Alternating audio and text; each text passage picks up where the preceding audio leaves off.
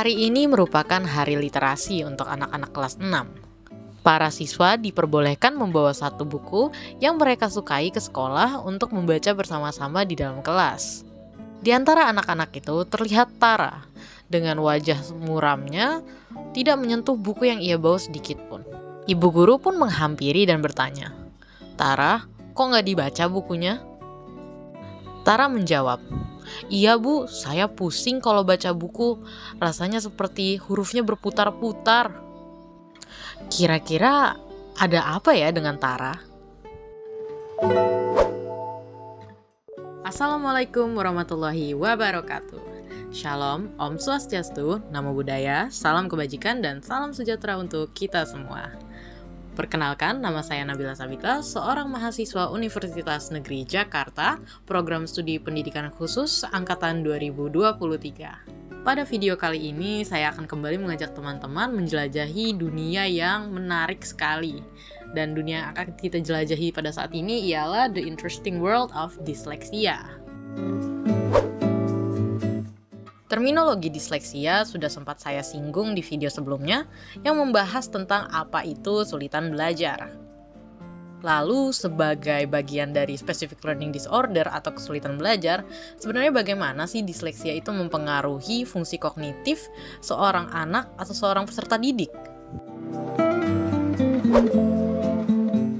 Menurut DSM-5 sendiri, dyslexia is an alternative term used to refer to a pattern of learning difficulties characterized by problems with accurate or fluent word recognition, poor decoding, or poor spelling abilities.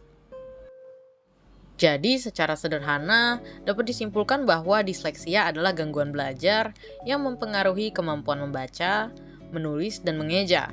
Gangguan ini terjadi karena adanya perbedaan cara kerja otak dalam memproses informasi terkait bahasa. Anak dengan disleksia umumnya mengalami kesulitan dalam membaca dengan lancar, memahami bacaan, dan menulis. Penting untuk dicatat bahwa disleksia tidak ada hubungannya dengan kecerdasan seseorang ya.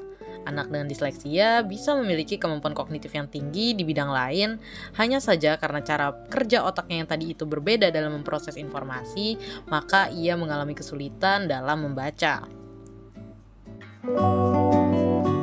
Disleksia dapat dibagi menjadi 4 jenis, yaitu yang pertama disleksia visual, di mana anak atau peserta didik kesulitan memahami kata-kata setelah melihatnya, sering tertukar dalam membaca huruf atau kata yang mirip secara visual, misalnya huruf B dan D, membaca dengan mata yang lelah dan mudah silau. Dan yang kedua, disleksia fonologis, di mana anak kesulitan menghubungkan huruf dengan bunyinya, kesulitan memecah kata menjadi suku kata, dan sulit dalam mengeja kata-kata. Yang ketiga, disleksia defisit ganda, di mana anak mengalami kesulitan yang berkaitan dengan disleksia visual dan fonologis. Biasanya memiliki gejala yang lebih kompleks dan membutuhkan intervensi yang lebih intensif. Yang keempat dan yang terakhir, disleksia atipikal, di mana anak memiliki gejala disleksia yang tidak sesuai dengan kategori yang disebutkan di atas. Biasanya sering disertai dengan gangguan belajar lainnya seperti dispraksi atau diskalkulia. Penting untuk diingat bahwa setiap individu dengan disleksia memiliki profil kesulitan yang unik dan berbeda-beda. Diagnosis jenis disleksia yang tepat dapat membantu menentukan pendekatan intervensi pendidikan yang paling efektif. Mari kita tinjau kembali kasus Tara tadi. Ia bilang kepada ibu guru bahwa ia tidak suka membaca buku karena huruf-hurufnya terlihat seperti berputar-putar dan membuat kepalanya sakit. Apakah teman-teman bisa menebak kira-kira Tara memiliki disleksia kategori apa ya? Ya, betul. Tara kemungkinan besar memiliki disleksia visual. Namun, sebelum kita dapat menarik kesimpulan, tentu saja Tara harus menjalani beberapa asesmen dan memenuhi beberapa indikator-indikator yang ada. Indikator itu antara lain ada kesulitan membaca dengan akurat atau lancar, kesulitan dalam membaca dengan kecepatan yang sesuai dengan usia dan kemampuan membaca lainnya, usaha yang berlebihan untuk membaca seperti mudah lelah saat membaca atau malah menghindari aktivitas membaca, dan yang keempat, kesulitan membaca yang mengganggu performa akademik atau aktivitas sehari-hari yang membutuhkan membaca. Akan tetapi penting untuk diingat lagi ya, bahwa diagnosis disleksia ini harus dilakukan oleh profesional kesehatan mental yang qualified, dan indikator-indikator di atas hanyalah panduan umum dan tidak semua orang dengan disleksia akan menunjukkan semua indikator tersebut.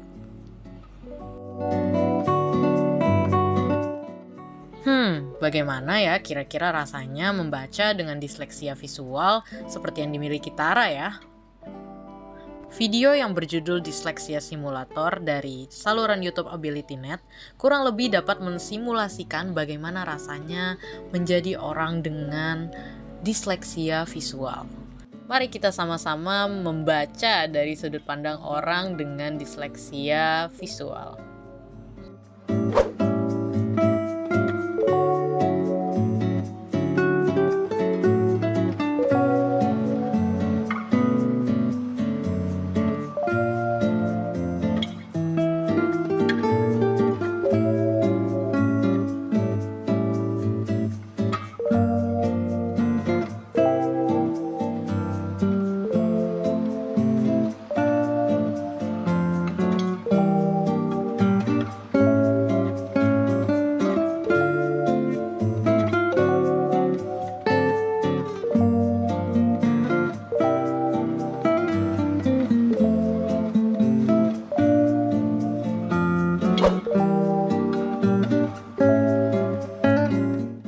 Nah, bagaimana teman-teman? Apakah menjadi sulit untuk membaca kata-kata yang ada di video sebelumnya? Boleh tulis di kolom komentar ya pendapat kalian. Setelah kita menjelajahi the interesting world of dyslexia, dapat disimpulkan bahwa disleksia merupakan gangguan belajar yang umum terjadi dan terjadinya bukan karena anak malas atau bodoh. Ada banyak strategi yang bisa digunakan untuk membantu anak disleksia belajar dan mencapai potensi penuhnya. Tentu saja dukungan dari orang tua, guru, profesional lainnya, dan masyarakat sangat penting bagi anak-anak dengan disleksia. Mari kita sama-sama berupaya dalam menciptakan dunia yang inklusif, mendukung, dan tidak menghakimi untuk anak-anak dengan disleksia.